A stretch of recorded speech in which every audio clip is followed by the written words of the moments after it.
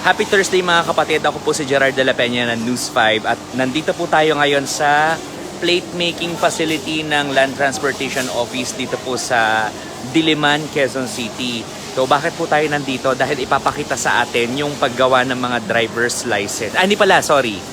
Plate ng mga plaka natin. Kaya nga plate making facility. Yung driver's license nga pala dun sa mismo mga counters. So may kukwento lang ako sa inyo kasi po naglabas ng bagong utos ang LTO tungkol sa mga deadlines natin ng ating mga driver's license. Kasi di ba earlier sinabi ng LTO na pagka ang iyong lisensya ay na-expire noong April, pwedeng mag-renew ka na lang, extended ang validity, pwedeng sa ano ka na, next year ka na mag-renew, April 1 hanggang April 1 ang April 2 ang validity noon. So parang kumaga sa ano, safe ka na ganyan. Pero hindi po, may bago tayong deadlines. Papakita ko sa inyo yung papel, yung na-inissue sa atin, inissue ng LTO, ito po.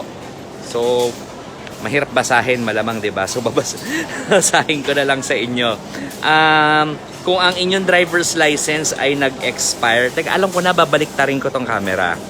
Kung ang inyong driver's license ay nag-expire noong April 1 to April 30, dapat by November 6 ay nakapagpa-renew na kayo. Kung May 1 to 31 kayo nag-expire ang inyong driver's license, dapat by November 30 ay nakapag-renew na. June 1 to June 30, ang deadline nyo po ay December 31. July 1 to 31, ang deadline nyo po ay January 31. Ang August 1 to 31, ang deadline nyo po ay February 29, 2024. At kung September 1 to 30, ang inyo pong deadline ay March 31, 2024. At kapag po kayo ay hindi nakapagpa-renew dyan sa mga dates na yan, kunyari, ang aking card ay nag-expire noong April, kung hindi po ako nakapagpa-renew ng November 6, may karampatang penalty na po yan.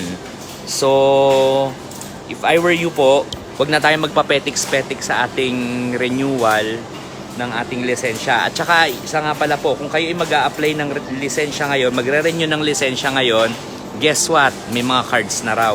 So, sabi yan ng LTO. Pero mamaya, sisilip tayo doon sa licensing office sila to check kung totoo nga. Kasi as of now daw, ay meron na tayong mahigit 1 million na supply. 1.2 million to be exact na supply ng cards.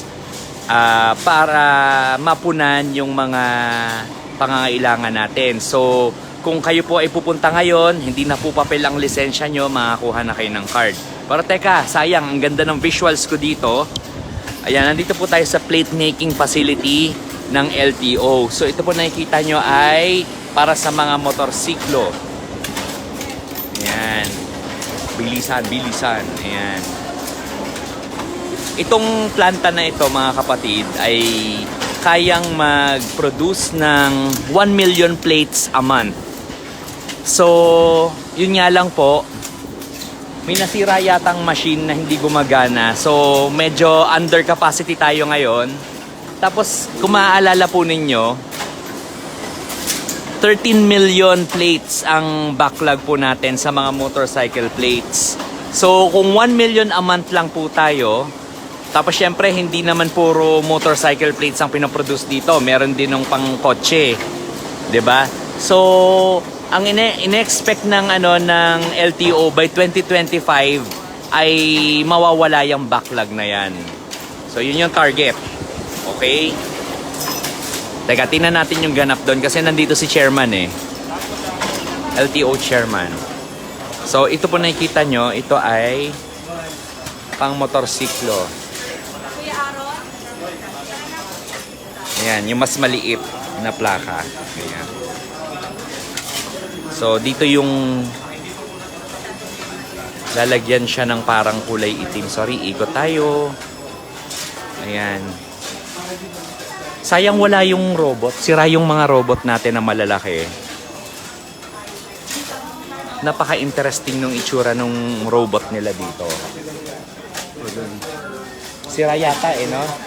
Yung Egay at saka Art. Yes, may pangalan po yung robot natin. Egay at saka Art.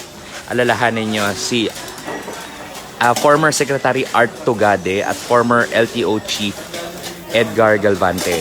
Yung kaya Egay at Art. Yan, di ba? Teka, silipin natin yung robot. Pero ang alam ko sira eh. Mula dito sa natatanaw ko, hindi siya gumagana eh.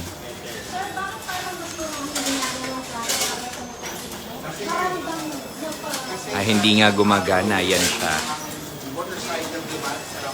Yung kabilang robot, parang hindi rin. Yan. O ito, packing na.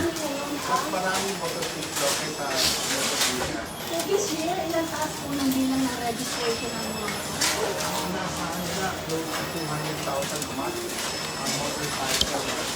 So yun po mga kapatid, regarding the driver's license again. Sana hindi kayo nalilito, no? Nandito tayo sa planta ng plaka, tapos biglang driver's license. So sana po, yun lang pong ano ko sa inyo ha, kung may mga deadlines po tayo na sinusunod para sa pagpaparenew ng ating lisensya at pagkuha ng printouts. So sundin po natin yon para hindi po tayo ma-penalize. Ito pong document nito ay ipopost ko po sa aking Twitter account. Ang aking pong Twitter account at Gerard de la Pena. So i-follow nyo po ako doon para makita nyo to at mag-guide kayo. At saka ano na rin kayo mamaya ng Frontline Pilipinas at 6:30 PM sa TV5. Meron din sa YouTube ng News 5 at Facebook. Ito, sa Facebook ng News 5 para po mag-guide tayong lahat. Alright? O sige, bye-bye na po. Ingat po tayo lagi. God bless everyone.